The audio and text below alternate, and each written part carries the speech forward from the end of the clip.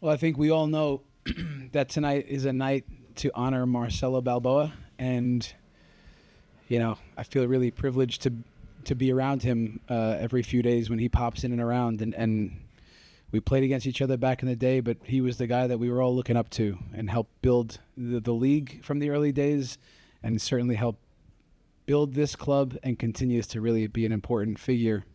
And if we can maybe honor him, and I told the boys before the game, by playing like a guy like that not only was a great player, but left everything out there and played with intensity and had a will to win that was strong, if this would be great. And I think he probably is really proud of that second half. That showed a lot of who he is. So, yeah, that's the very noteworthy to start with. I think the other part is our fans were, I thought, amazing tonight. There's big numbers in the building.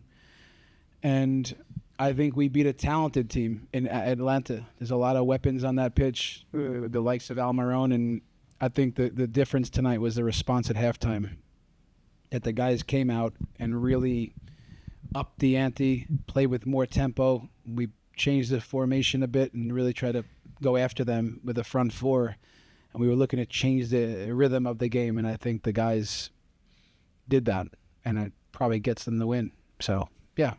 Good night, good win. We got to go one at a time and try to build some momentum here down the stretch. Brandon Nurse with Denver Post. Hoffa with 2 goals tonight moves into 9th all-time in club history. There's only so many ways to ask this question, but to have a guy who over the past 2 years has been so hardworking, committed to this club as he is, to his play, just what does that mean to a coach? He means, I love him as a human being, selfless. As a footballer, he's relentless.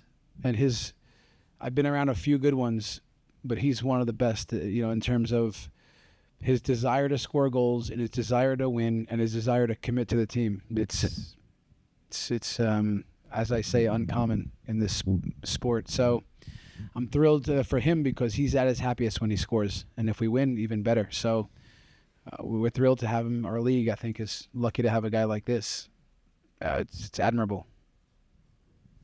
Hey, Coach, Keith Richards, Team NBS Media. I don't know the exact stat, but it felt like much of the match was played in the middle third of the field. Was that the game plan against Atlanta? And if so, what did you see leading up to the game that you thought that might be most successful for you tonight? Well, listen, they play a 4-3-3, and we knew that our system, the 5-2-3, wasn't going to match up perfect, but we wanted to run back the winning team that played against Atlanta in that same structure.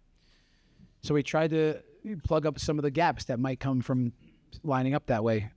But that's why I think the change into the 4-4-2, 4-2-3-1 helped. It helped us put more pressure on the ball. And then we did chase more back passes. We just changed the rhythm by putting them under pressure more immediate, even from the mid-block. We don't really want to be stretched so much, but we knew we'd go after them in a high press, and we get us a little bit stressed, but we would take the risk. And this was a good thing for the team. So, just mainly about the intensity that we brought and our ability with the numbers up the pitch to put them under pressure.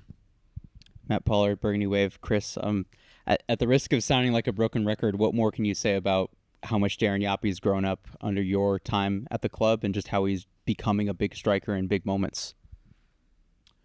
Yeah, listen, I give a lot of credit to Yaps because he has always felt big pressure to deliver to this club. And last year, it was Coach, listen, I've been 50 games, no goals. I'm a little embarrassed. I said, I can almost guarantee you're going to score.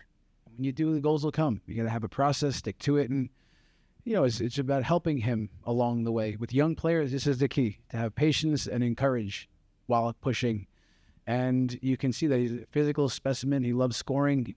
Anytime he's in the center of the pitch, it's in transition moments, he's powerful. So when he has a guy next to him like Hoffa, it also makes it easier. But I give a lot of credit to him. We push him for sure. My coaches do a lot with him to try to help him grow in all the ways. So I think he's only getting started, honestly. He's got a bright future. He's got to keep his head right, and it has to be all about the work.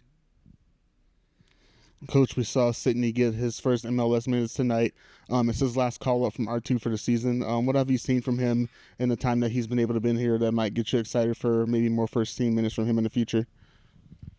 Yeah, listen, we see he's a intelligent player. He's prideful, he's intelligent, and he has a real gift with the way he's in possession. He's shifty. He can go at players. He's dynamic attacker, but he's super intelligent. This is what we like about him, and he has shown that in with us. He showed it from preseason with us. He showed it in with R2, our second team. He's thriving, and you can see his confidence is growing, and he's playing with more personality than he's ever had that we've seen. So, again, he's just getting started for him, but the fact that we put him out there in that moment, I think, shows the trust and belief we have in him. Chris, 3 straight starts for Noah Kopp in a few different situations. Your thoughts on his performance tonight and maybe a game that meant something to him against his parent club? Well, he's impressed me, from his very first training session. A boy that just turns 20 years old, plays with big personality, great communication skills, a lot of self-belief, big competition in his DNA.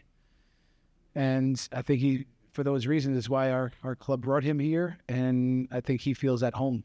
Really, he feels encouraged and that we're behind him. And I think, even what I said to him in front of the team tonight after the game was that these nights are always extra special when you can not only play against your old team, but start and win and also play well.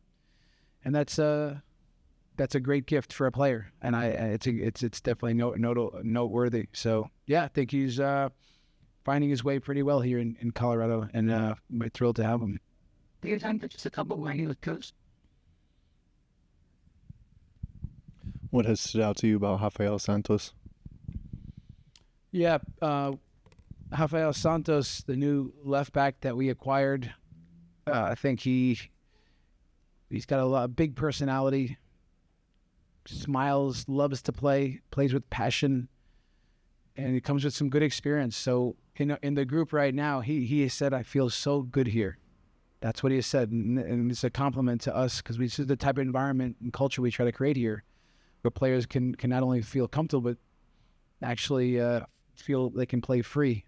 And this is the only way to, in my opinion, to get the most out of players, and they can express who they are. So yeah, we're just getting to know him, but he's already added some nice personality and nice character. And you can see Rafa Navarro has never been smiling more. He's got another Brazilian mate, so this is pretty good for both Rafas.